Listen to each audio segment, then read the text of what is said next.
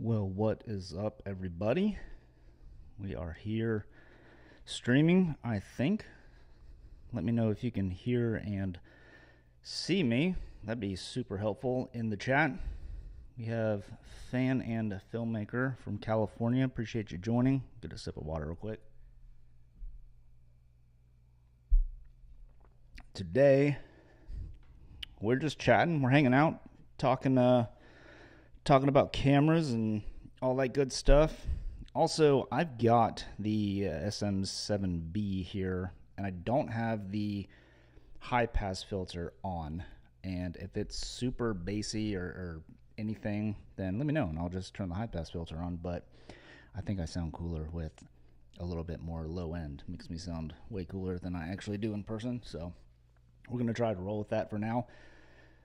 All right. Well, we've got 8 of you on here and only 1 of you in the chat, so let's fire up that chat, keep it going. I've got the chat right here on the computer so I can see everything going on. I guess I'll start off with what I am actually streaming with. So I'm using the red Komodo X, and I'm able to monitor it using the Red Control app, which is such an awesome app.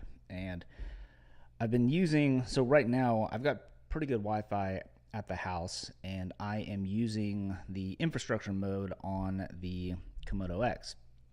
And the reason why I do that is because I've found that the connection is significantly more stable and snappier and less latency than using the ad hoc.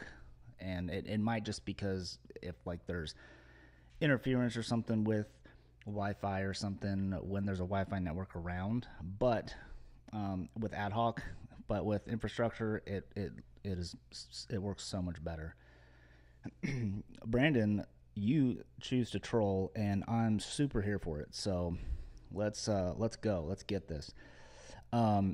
So yeah, I'm using the Komodo X, and I am running the SM7B into, this could be a disaster, into this thing right here. So this is a cloud lifter, just to give me a little extra.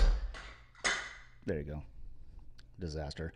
A little extra juice from the phantom power from the Komodo X. So running mic into the cloud lifter just with a just one XLR cable to 5-pin adapter. And I think it actually, I mean, this is a pretty awesome that you can do this on a red and not have to fuss with any other, mix pre system or anything like that just to get decent audio. So I'm pretty pumped on this whole setup, and yeah, just running phantom power, and I am at 7 dB of gain. So just kind of give you an idea of what we're at with levels. I know some of you in this chat have a Komodo X, so if you are ever going to use it to stream, those are kind of my settings that I'm using, and I'm really impressed with how the preamps sound.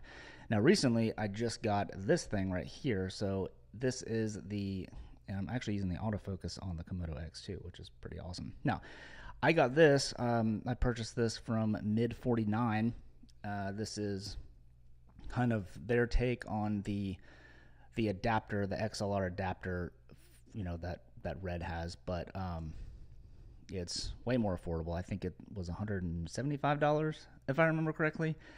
And although they are new to the market, the president or owner, managing director, whatever he calls himself, Ryan, is not new to the industry. He's no stranger to the video industry. In fact, he started Wooden Camera, I believe. And Wooden Camera, I mean, I think everybody or most people have heard of Wooden Camera. They make cages, and they actually have audio adapters and stuff. So he knows what he's doing, and he's very well respected in the industry. And I wanted to give this a shot. I haven't had the opportunity to test it yet, and I wasn't brave enough to test it on this stream. Well, because there's something that always goes wrong with the stream, so I'm trying to eliminate as many variables as possible. So I am using, that's my audio setup, and then red Komodo X for my actual camera, which is pretty awesome. And then Sigma 18-235, everyone's favorite lens, using that. And I think it does a pretty good job. I think it's probably going to catch onto this mic here a couple times, so I might move that down for you. All right, we got more people in the chat. Let's keep this thing going. Hit that like button. Tell the YouTube algorithm that this video is good, even though it's probably not, but YouTube doesn't need to know that. Just hit that like button, and more people will join, and then we'll just get this chat section just super lit. Just everybody, let's go. So Ubi R, I hope I pronounced that right. Hi Tyler, how are you finding the X versus the OG? Was it worth the upgrade image-wise, or was it more for the connections for you? Image-wise, I in every way it is an upgrade from the OG Komodo, and I still have it. Hold on.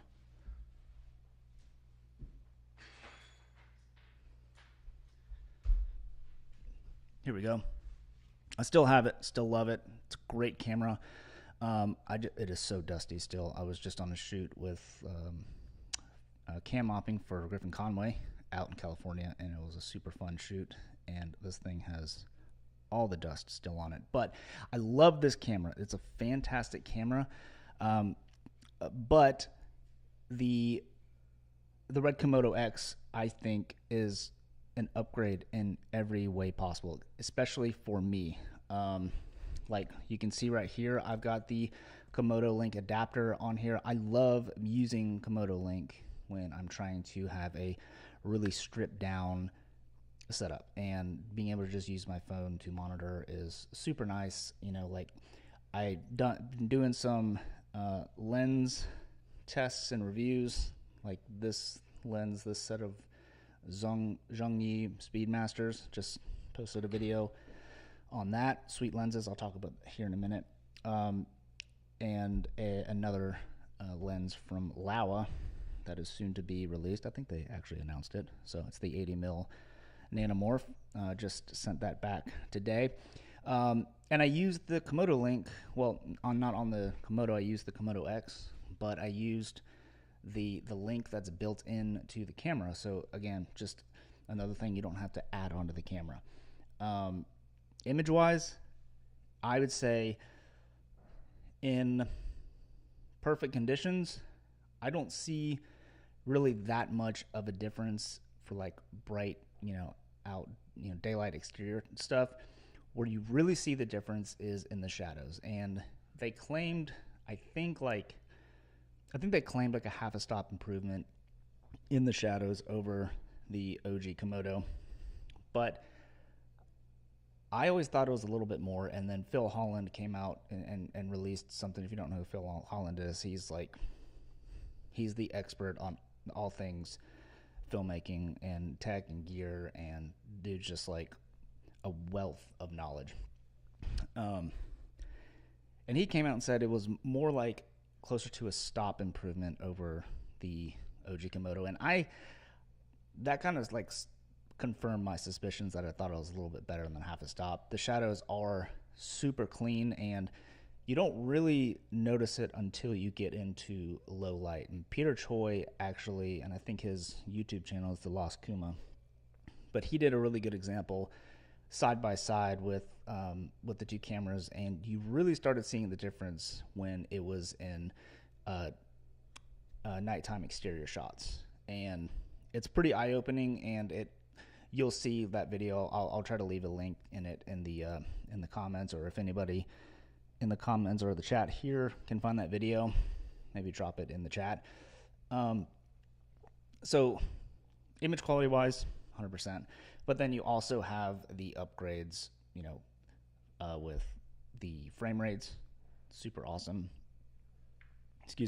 Super awesome. And media, another big upgrade. I much prefer CF Express Type B.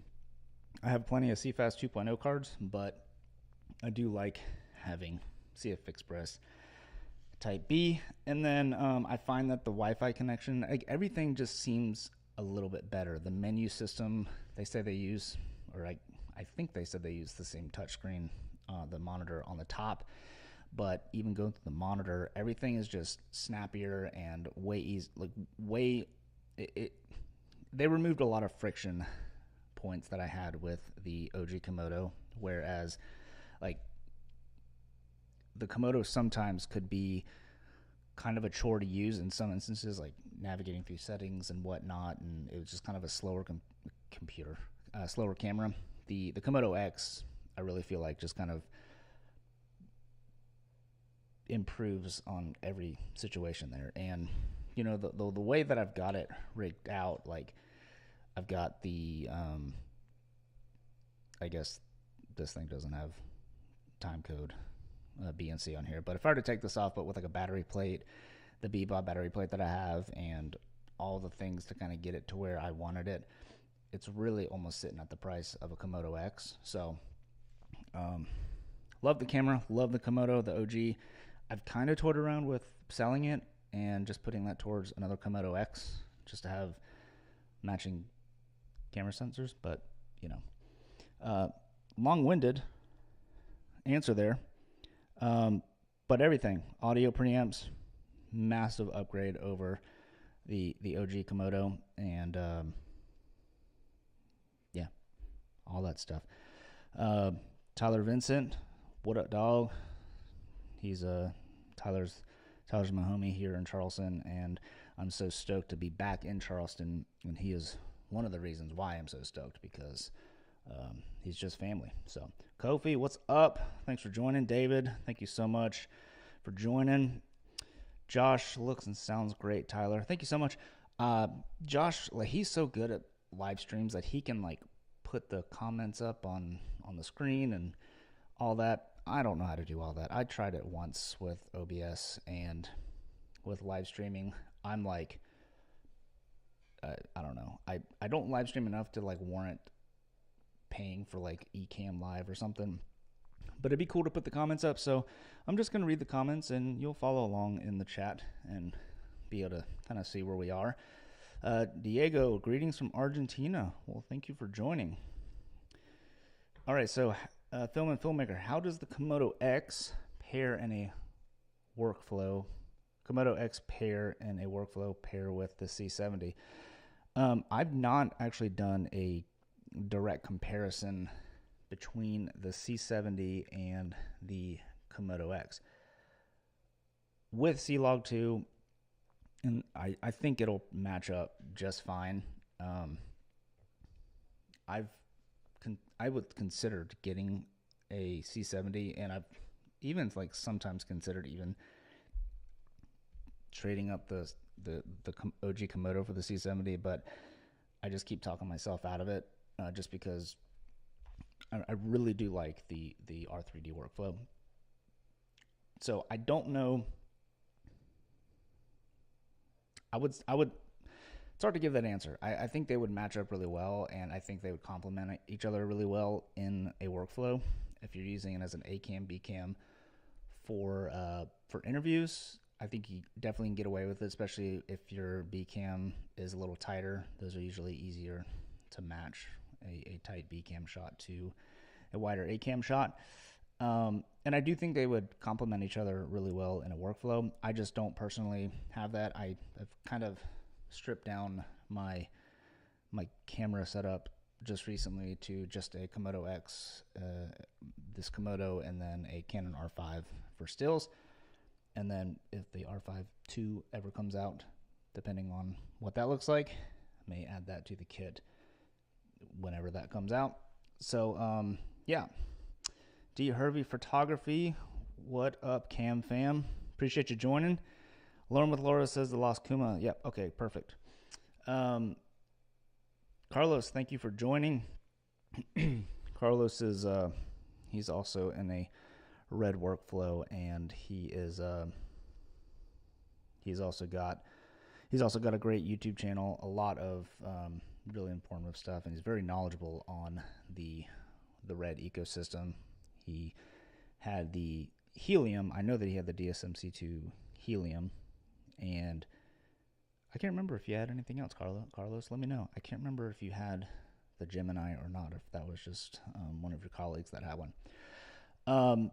So yeah, back to Komodo X with this stream and kind of my setup. So like I said, I'm using the app, and I absolutely love this app. I mean, on the OG Komodo, again, this is another pain point for me. Like, it's just super laggy, and I don't know if it's the new firmware build or what, but like, it's almost gotten like unreliable. Like, it's been really challenging to use. And I posted a video on my channel when I got the small rig car mount in, and I was trying to live stream, like use that as my monitoring to be kind of, you know, see myself while I was filming to get focus and everything, and I just could not get the app to work. And so you'll kind of see what I'm talking about if you go check out that video. You can just go find it on my channel.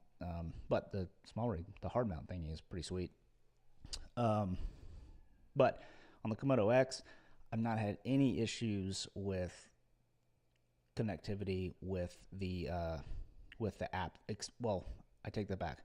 I've run into one issue, and that is when I'm using the Komodo link. Now, not this link. I'm talking about like the USB-C port on the back of the Komodo X. It comes up the same. It acts the same as Komodo link. It's just built in basically to the camera.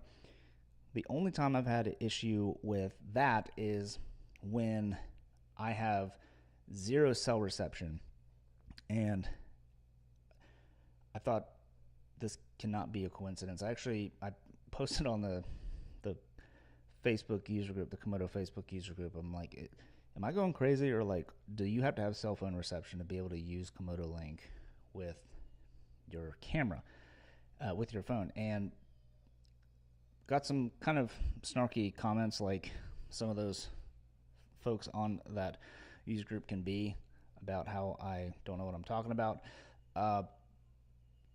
But I actually reached out to the developer of the app, and he did say your iPhone has to use the tethering, the hotspot, so to be able to use Komodo Link. And he's basically said that if you don't have enough cell phone reception, if your cell phone reception is so poor that you don't have any bars, then your phone, I guess, like the iPhone somewhere in iOS, I guess it disables the personal hotspot somewhere in the back end, and that's what prevents the link connection from happening. So I live in an area with terrible cell phone reception, and there's like a black hole of like zero cell phone reception, and literally it's right by a pond, and every single time I'd walk over there, boom, it would cut out, and then I'd have to go over to the ad hoc, and then it would connect fine.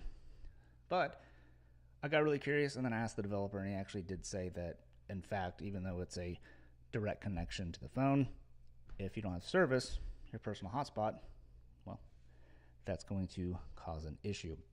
Now, Android users, I don't think you actually have that problem, and I had almost considered buying an Android phone just for the purposes of Komodo Link, but those circumstances would be so few and far between, it would be more worth just saving that money and not spending it at all. Get some water real quick.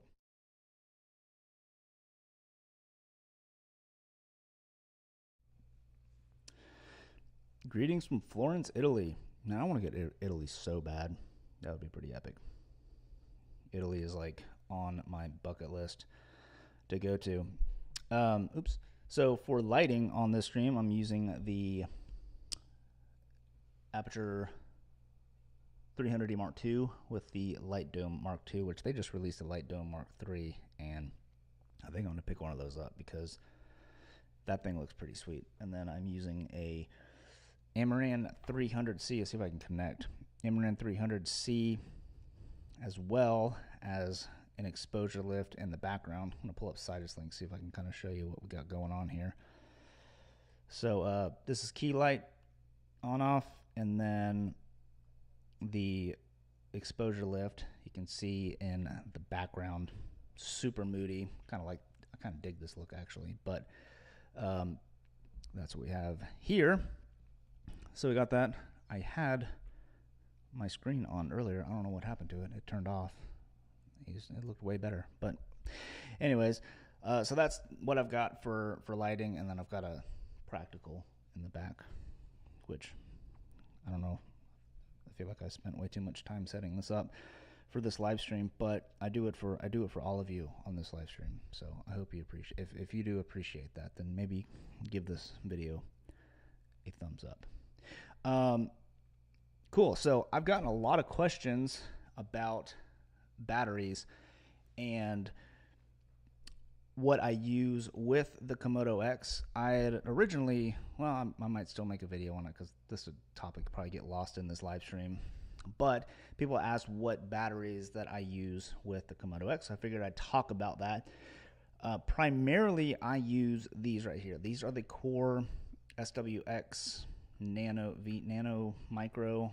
I've got a handful of these. I got a couple of 98 watt hour ones, and then the 150, or I guess it's like a 147 watt hour battery. So I got one of those, and those three could, if I'm, turning off the camera at lunch and plugging it in to kind of get a trickle charge, that could almost get me through an entire shoot. But I've got a couple other batteries as well. This is a Rotolight battery that I got with a light that I tested and reviewed, and this is a 155 watt hour battery, so definitely more capacity. This does not pass battery info through. All the batteries the only batteries that will have to have the SM bus protocol, and that's what allows the battery to communicate battery percentage to the camera. Now it's still, you can still read voltage, so no problem there. So if I'm getting close to like 13.1 volts, I just go ahead and do a battery swap so that I don't have to worry about that. And yeah, but you also have these little indicators here on the side, so kind of gives you those options there. Also, Bebob, they make great batteries. Again, this does not connect or communicate battery info with the camera. I don't know if maybe they're going to come out with a new version that does, but this particular one does not. But the reason why I love this battery so much is this battery is actually dead. But if you were to double click the charging or the percentage indicator or whatever, there's actually this little LED on the back of the battery. And this thing's actually super handy in a dark set because you double click this and that little LED is just enough to be able to find something in your camera case, or if it's really dark, you double click that and you can like actually find your battery plate on the back of your camera. It seems silly, but I've been in some pretty dark sets where this little LED has been super helpful to find the battery plate.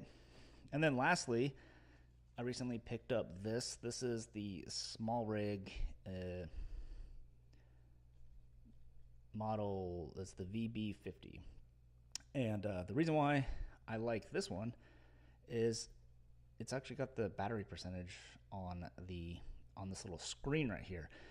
Now, it does not communicate battery info. The only batteries that I have that communicate battery info are these Core batteries, and these Core actually makes the actually red branded batteries, I believe. So, but this battery is sweet right here. It's got some I/O here on the top that I don't typically use these except for maybe the USB for some things. And then the only issue I have with this battery is the D-tap is on the side, and it basically, you can't use it with the antenna where the antenna is on the Komodo X. So it's kind of a bummer in that sense. But a lot of times, if I'm using this for like gimbal work or something, I'm not trying to use the D-tap. Like, I just know that if I'm going to use this battery, the D-tap is useless on this battery. But the reason why I love this battery and is this right here, this USB Type C, this actually allows you to charge it via power delivery, and it's pretty sweet because you can just plug it into any old Type C connection and charge it that way, and it charges really fast. And because it's so small and tiny, like I use this honestly as a power brick, like a battery bank, more than I do anything else. When I brought this out to California with me for a shoot, Mr. Rob Trent, basically he used this as a way to power something. I think it was like his DJI controller or something. He used this basically as like a battery bank for that. So really sweet batteries. They fit really well, really snug to the Komodo X. It's just a bummer about the DTAP port on the side, as well as the fact that it doesn't communicate battery info. But I think a lot of us, if we've used cinema cameras in the past, that's a pretty new thing to get battery percentage. With V-mount batteries, I think a lot of us are used to just seeing the voltage read anyways. So, Alex Blackburn, hi Tyler, what facet of cinematography is your strength, and what would you say is your weakness that you're striving to improve? That's a great question. I think my strength is lighting. I've put a lot of effort into learning lighting techniques, and I use this YouTube channel as a way to test different lighting setups, so that I could experiment and then bring that to set with me with a little bit of knowledge there. So I would say that would probably is one of my strengths is lighting, and just kind of painting a room with light and shaping it to make that sensor look more three-dimensional. And what would you say that your weakness is that you're striving to improve? I think I'm always trying to improve my storytelling and writing. And although like as the cinematographer, like if you're the DP, you don't have too much of an input on story, but I still do a lot of productions, that are my productions. And so cinematography is just a small part of that, and like cinematography being like the DP side of things. But the storytelling is something that I always try to get better at. And I've been actually listening to audiobooks a lot more and just listening to stories instead of listening to music in car or in flight or wherever, just so I could visualize what the scene is doing, and like how I could make that scene come to the screen. So I would say like my weakness right now is like crafting stories. And I think there's a reason why people have big crews and everything, because it takes a village to do a production. And I don't know. Hopefully that answers your question. Alex is joining from his studio office in Chester, Northwest United Kingdom. I love the UK. I want to go back. I've been there a couple times, and I just want to go back every single year. I love it. London is cool. Love being up, but we went up to the Lake District in 2019, I think, and I just absolutely loved it up there. Went up to like Helvellyn, and just an epic place. So absolutely love the United Kingdom. Love London, but the countryside is awesome, and the Cotswolds, all that, just amazing. Carlos says, I'm bummed that the DTAP on the small rig V-mounts is in the way of the antenna. 100%, yep. Brandon, the small rigs are amazing. PD is so clutch. I charged 3 batteries simultaneously in 90 minutes on 108 watt-hour charger. Yeah, Brandon sent me a picture of that and was trying to make me feel bad about having all my core batteries. But yeah, message received, buddy. Message received.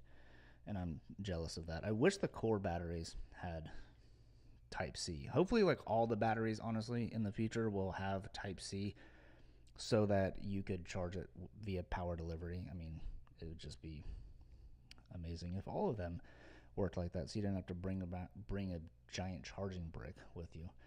But it is cool that the Komodo X can charge the battery. That's pretty sweet.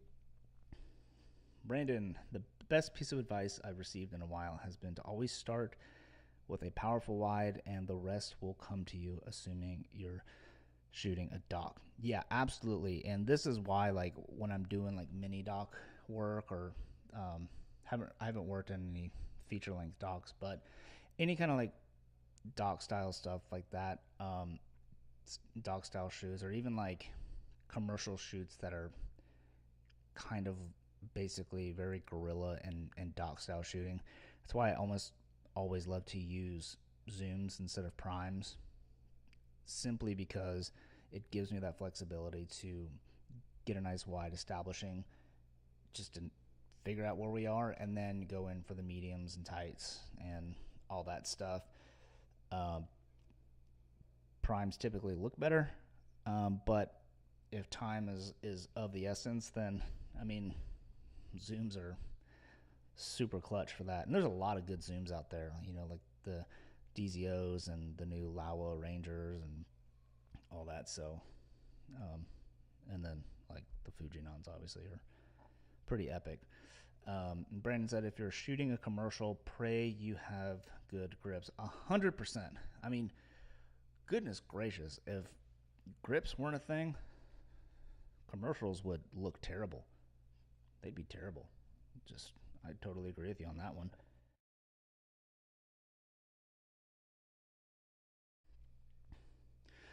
I don't know if Kofi is still in the chat or not, still hanging around, but I know he recently got a Komodo X, so congrats on that, buddy.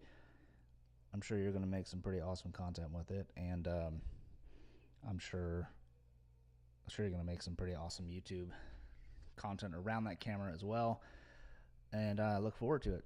So Brandon said, I saw your video on those Zhongyis. I'm probably showing my ignorance, but I feel like a lot of these budget cines are semi-predatory cash grabs on cine items. um, I don't know that I agree with that. I think there are. I mean, it's just exciting that these cine lenses are coming to market, and really it's like an economies of scale thing. Like beforehand, you know, not as many people were interested in cine lenses, and as a result, there wasn't really a market for budget cine lenses. And you know, like back in the day, it was basically like the Rokinon or Samyang cine lenses that were pretty much the only ones that were kind of out there, and they were all just okay. And you know, a lot of people would, you know, put focus gears and stuff on their stills lenses, and then you know, I think this trend of like these budget cine lenses kind of came out, and I think the big thing with these budget cine lenses is matching among sets. And I brought this up in my video beforehand that I think a lot of people are willing to deal with some of those quirks and things with budget lenses because it's easier to get into a set of cinema lenses, the budget category. But I brought that up, like this 20 mil is so much warmer and greener than the 35 and the 50. But I think a lot of people won't find that to be such an issue, especially if you're shooting in a raw format like on the Red cameras. It was pretty quick and easy to make that correction in post-production. And the other thing too, like a lot of people were going for these cine lenses because optically they were just superior to stills lenses with regards to focus breathing and all that. And you know, talking like the before, earlier on, like the Zeiss CP2 and CP3 lenses, and the Tokina Vista lenses, and all those, and I think there was a market for that, and then I don't know. I don't have any insight to that. This is just all conspiracy theory at this point. But I just think I think some manufacturers saw an opportunity to bring some budget lenses to the market that, budget is, cash is king. Like the less you can spend on something with right at the beginning, like, right off the rip, people are like, oh, cool, cheap. That sounds awesome. And it's a good way to get into it. And are these lenses necessarily going to be used on like super high budget commercials and features? No, but I'm kind of rambling at this point, but I don't think they're cash grabs. I think they have their place in the market, and I think there are a lot of filmmakers out there that want a set of Cine lenses but can't afford to get into the Vistas and the Cooks and you name it. And I think these budget lenses are good. They have their quirks, and there are things that you have to work around, but I brought that up in my review that like you can't expect $10,000 per lens quality out of a $500 lens, and with the budget world, you're gonna run into things like matching along sets, and funky characteristics, chromatic aberration, softness in the corners, all that kind of stuff that you're just not going to find in those really expensive lenses. But some people just don't care or necessarily need that perfection in a lens, and that's where I think the budget lens are still really good. Like if I'm going to get a manual focus lens, I would much prefer to get something that has focus gears on it instead of trying to rehouse a vintage lens. Like I'd rather just get something like this, because these lenses have pretty good vintage characteristics, and so anyways, they're pretty good lenses. They're not the best out there, but I'm pretty pumped on them, Let's see here. Okay, so are they better than the Rokinon DS line? I've not tested them side by side, so I can't say. Let's see. Sometimes I think Cine lenses are the new matte box for productions. I'm not sure what you mean by the new matte box for productions. Matte boxes are still extremely relevant and important for various reasons, for flaring, for protecting your lenses, for all kinds of stuff. I think some people run matte boxes for the wrong reasons, for Instagram photos and stuff. But matte boxes are certainly not a fad in that sense, if that's kind of what you're alluding to. So Dean says, hey, came across your video on the Amaran 300C. As my first light, would you say the 150C would suffice just for shots around my house? Honestly, like, if you can stretch for the 300C, I would go for that. That little extra output is really going to be is really going to help you out if you are ever going into high frame rate or trying to battle against a window. Like, this window right here, maybe the 150C could fight it if it's not super bright outside, but I think the extra output is really needed, and especially when you're using like the red, green, and blue chips for color mode, that little extra output I think is worth. I think it's worth stretching for that 300C if you can, if your budget allows. If your budget doesn't allow, then it's irrelevant. You get the 150C. But personally, I think the 300C would be the better buy. So yeah, those lenses are not it. The Mikeys are way better and budget friendly. Um, yeah, I've heard really good things about the Mikeys. I don't have those uh, in my kit to test them against. I would love to do a comparison, but um, I think everybody has their own preference on lenses, and I don't, unless you're talking about optical quality and precision, I think lenses are very subjective. I know some people that absolutely adore like the DZO Vespid primes, and I know people who never want to use them on any production because they're just not a fan of how they look. So, yeah, same with like the Canon C&E primes. Like a lot of people love them.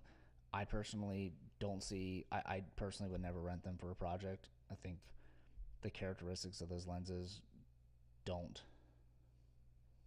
don't really warrant the price point and the performance of the lens. So I think it is very much a subjective thing. Kofi says, I disagree on the budget cine lenses. I think it's a great thing that brands are making accessible items. There's growing pains for sure, but on premise, it's overall not a bad thing. I agree with that. I feel like I was, at least in my head, I was thinking along the same lines of that, Kofi. Like, I think there's a place for really high end cinema lenses, and there's a place for the budget lenses out there. And yeah, I mean, it all comes down to like you said, accessibility is huge, and then the other thing is like preference, like the ZY optics, the Zhongyi, like I really like how they look. I haven't done a side by side with some Vespids, and I hope I can at some point, because I really do. I've used the Vespids before, but I've not used them side by side, and I've not used them on the Komodo X. I'd be interested to see how they look on the same camera. But I get like kind of a vintage vibe from these lenses, and especially like the 35. I don't know if Anson and Co is on this stream, but we've talked about this before.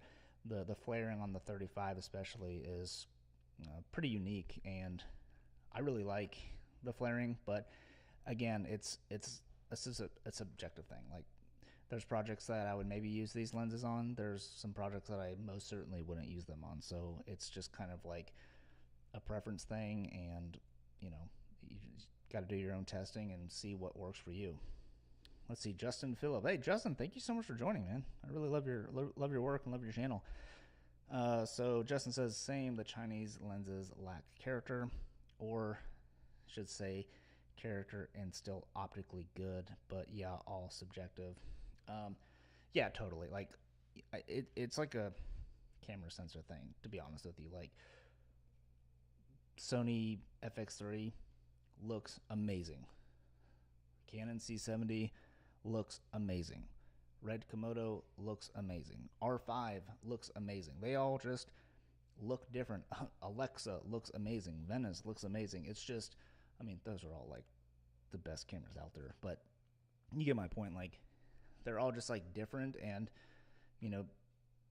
directors or cinematographers will kind of choose a sensor based on the project and the look that they're going for. And I know a number of production houses that have both, or they have Canon, they have ARRI, and they have Red in their studio and in their kit, because there are some shoots where the Alexa sensor is just going to be the look that they want, and sometimes Red is going to be what they want to use. And I kind of feel that way with lenses as well.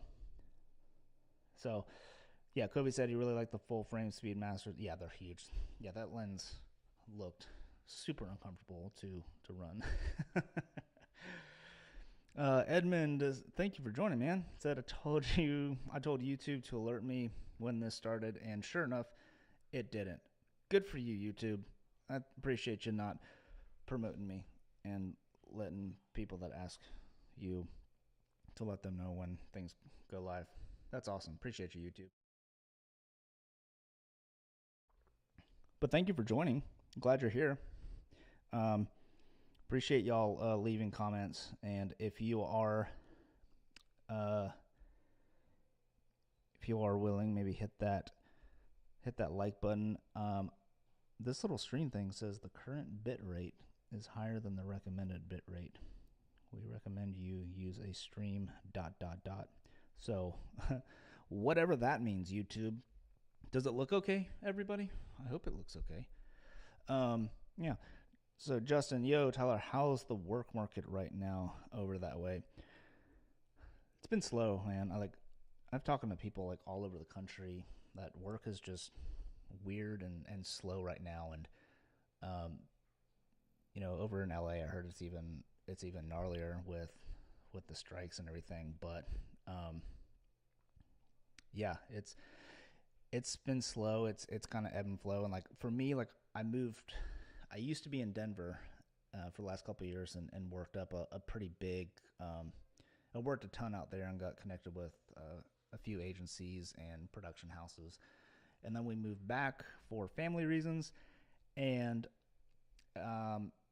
moving back to, even though I'm from here, the market is definitely not the same as it was, when we left, especially after the pandemic. And on the East Coast, especially in Charleston, I feel like the further east you go,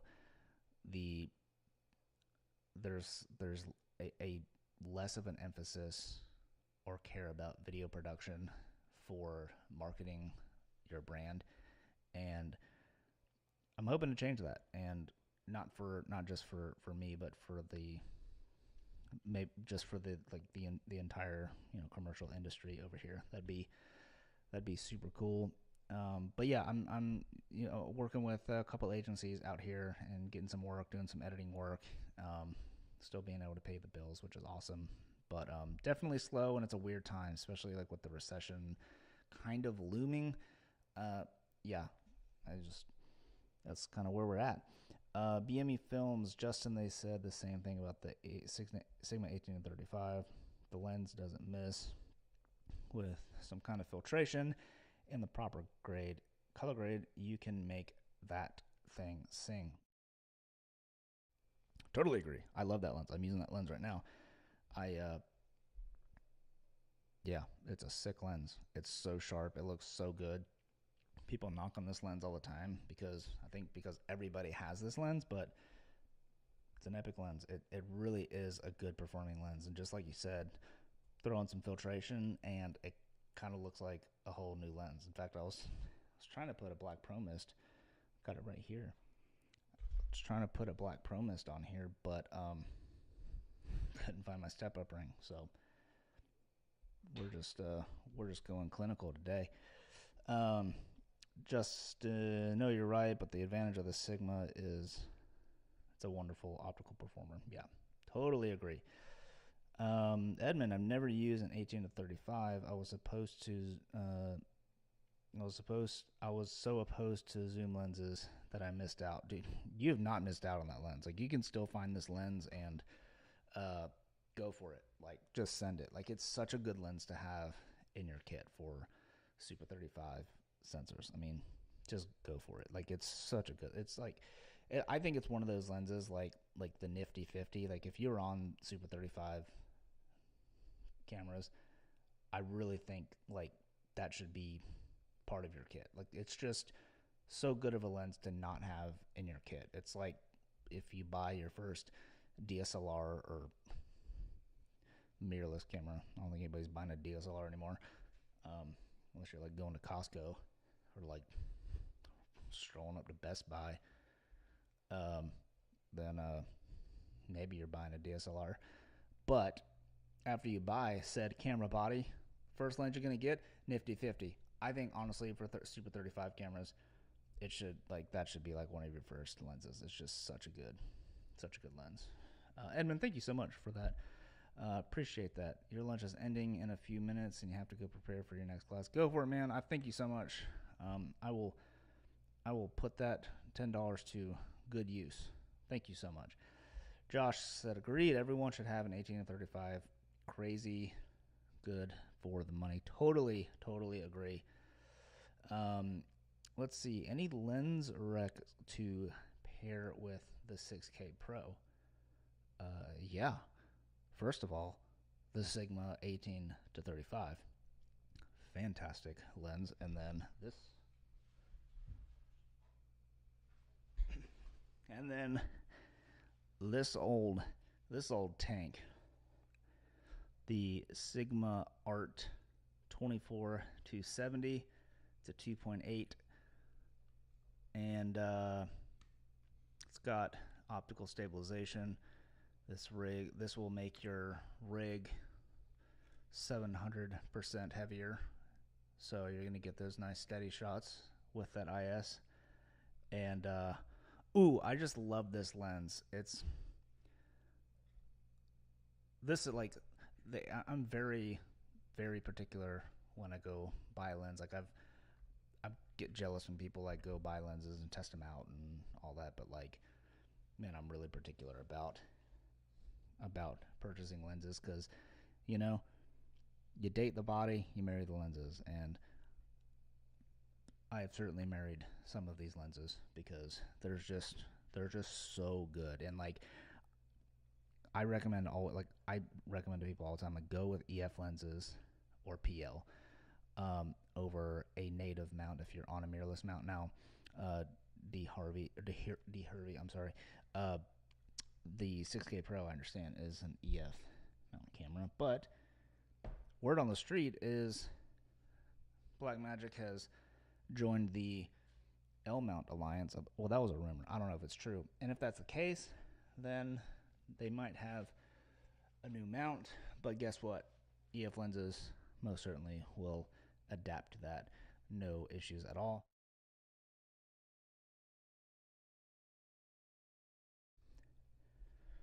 Drinking this little probiotic bubbly water, or prebiotic.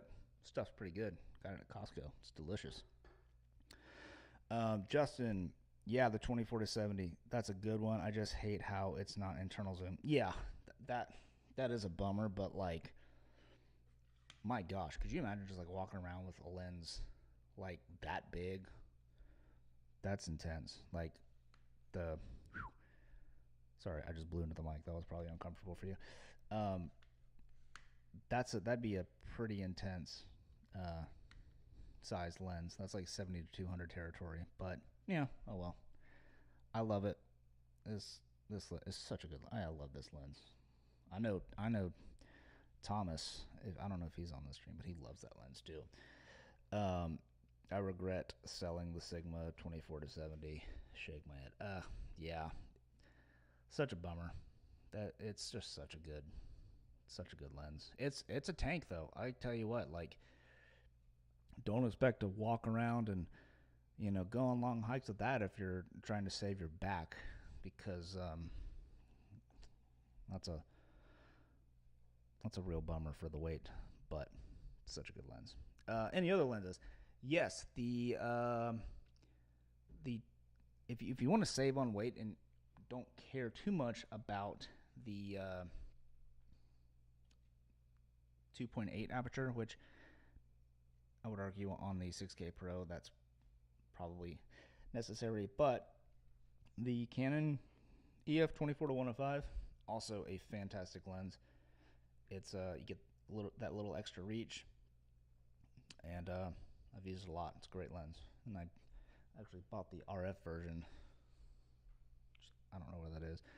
And also the Canon, the EF 16 to 35. I think those are really good. That's a really good lens too. Either the 2.8. I have the f4 version, but I really liked how that lens looked on the 6K Pro as well. And it's super light and has IS, so that's also pretty awesome. And those are like for electronic contacts. Like, I think the DZO Pictor zooms, because you can convert those to EF. Those are fantastic lenses.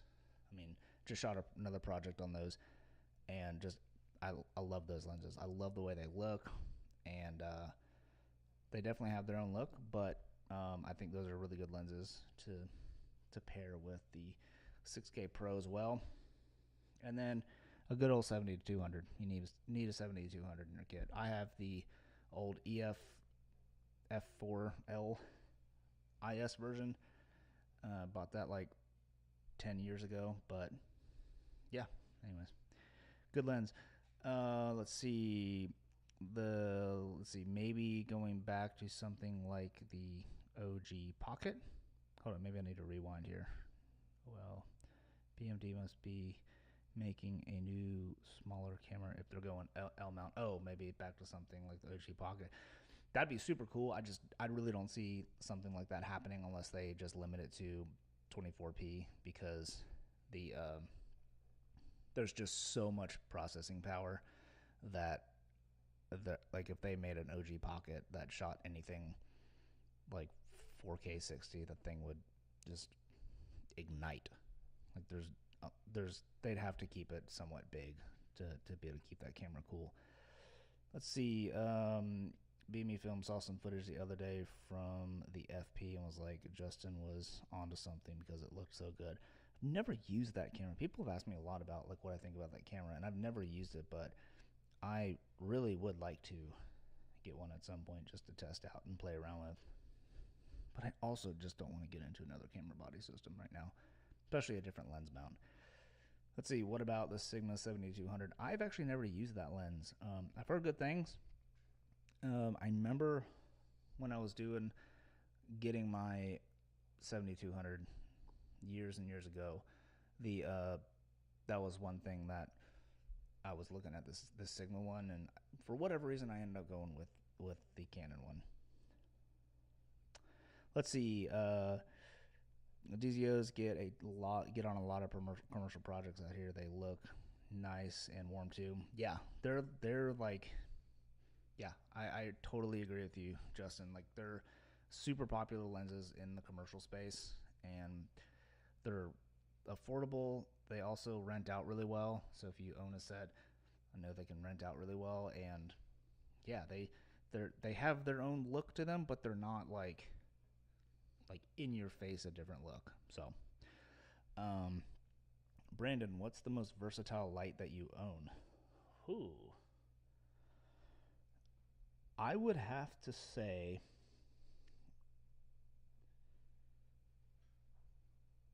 just for filmmaking, the Amaran 300C, I would say, is probably the most versatile because it's the only point source RGB WW light that I own, but super versatile. My dog's moving around. The most versatile, they're not the most powerful, but the Rhodolite EOS 2 Pro, I would say, is probably the most versatile because it is basically a strobe and an RGB WW light. RGB WW light. So that is certainly a versatile light because you can use it kind of as a strobe. Okay, our BME film's volume seems a little low. This is one of the reasons why I actually I'm testing this camera on a live stream. I've had my suspicions about the preamps in the Komodo X, and I feel like over time they lose a little juice, and you have to bump the pre's a little bit. So I'm going to bump up real quick. All right, and hopefully that should be a little bit better. Actually, all right, hopefully that'll be a little bit better. I had to bump it up from 7 to 13 decibels. I did a video or did a really long interview thing, and it was like 2 or 3 hours. It was super boring, but it pays the bills. And I noticed when I was editing this video that like basically at like the hour and a half mark, I noticed that the audio was significantly lower, and I haven't been able to like test that out really, but this kind of this kind of confirms my suspicions that I think something's going on with the preamps in the Komodo X. and I don't. Let me know, like, after I bumped it up to 13 on, since I just changed this. Like, let me know in the comment or in the chat if it sounds any better. But I'm really glad that somebody else noticed that too. Better? Okay, cool. Maybe the internal fans of the camera affects the preamps. Could be, Justin. I'm gonna call Red about it and ask and just see on maybe the Facebook, the user group, if anybody else has an issue with it too, because I've noticed that too. I gotta bump it up. Still looks like I'm pretty low. All right, we're at 16 now. So, interesting. Are you routing out to the mix pre? The mix pre 32-bit float could be low. No, I'm going straight into the Komodo X. So, yeah, I wanted to see it going straight into the Komodo X for this very, not for this very reason. I mean, it's a simplicity thing, but this is kind of annoying. Hopefully it's like a firmware thing. Maybe, like, you're right, Justin. Maybe it could be like the fans or something that's kicking in to draw some power away from the pre's. But that's kind of a bummer that it's doing that, because my gosh, if I stream for like 2 hours, by the end of it, I'd be pushing these things to 100%, and you wouldn't even be able to hear me. Okay, back to most versatile light I could own. If I could own, it would be the new Aperture Electrostorm, whatever that their RGB WW light. I think they put like a new blue chip in it, and it's like their 300XS technology, where they basically put like a cooler LED chip and cooler white LED chip or something. Basically, it like is like the highest SSI scoring light out there. So that'd be a really cool light to have in the filmmaking kit. Yeah, it looks super cool. It'd be the dream to get it in for review, but like, I'm being real with myself. Like, they're not gonna send it to me. Probably they'll probably like.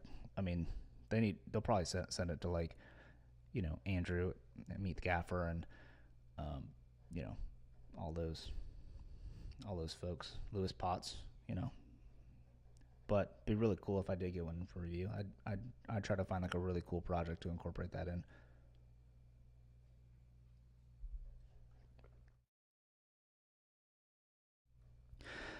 Brandon, let me know if you do notice the same thing with audio, because hopefully if you do, like, that's not a hardware thing, because I really don't want to send my camera back to Red, because they took forever to get it back to me. I had to send it in for my RF, the little button, like this little button right here that like releases the lens.